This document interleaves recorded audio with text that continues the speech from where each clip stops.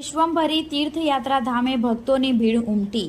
વલસાડના રાબડા ગામે લીલીછમ વનરાઈ અને પ્રાકૃતિક સૌંદર્યના મધ્યમાં આવેલા માં વિશ્વંભરી તીર્થયાત્રા ધામમાં શ્રાવણ મહિનાની શરૂઆતથી જ મોટી સંખ્યામાં ભાવિક ભક્તોની ભીડ ઉમટી પડી હતી. ખાસ કરીને જન્માષ્ટમીના દિવસોમાં તો ખૂબ જ મોટી સંખ્યામાં ભક્તોની ભીડ જામી હતી. અહીંયા પરાશક્તિમાં વિશ્વંભરી માતાના દર્શન કરી સૌ ભક્તોએ ધન્યતા અનુભવી હતી. આ ધામની મુલાકાતે આવતા દરેક દર્શનાર્થીઓએ અહીંના શાંતિપૂર્ણ વાતાવરણમાં આધ્યાત્મિક શાંતિની અનુભૂતિ થાય છે. અહીંની અલૌકિક પાઠશાળામાં માં વિશ્વંભરીના ચૈતન્ય સ્વરૂપના દર્શન અને હિમાલયની ગુફામાં સ્થિત શિવલિંગના દર્શન કરી શ્રદ્ધાળુઓ મંત્રમુગ્ધ થઈ જાય છે.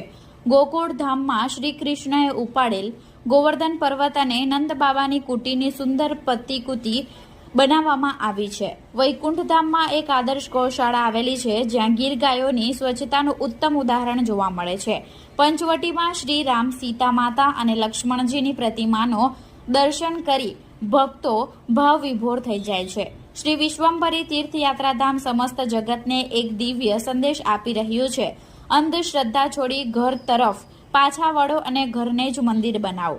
આ ધામ કોઈ પણ નાતી જાતિના ભેદભાવ વિના સનાતન ધર્મ અને સનાતન વૈદિક સંસ્કૃતિને ઉજાગર કરી રહ્યું છે.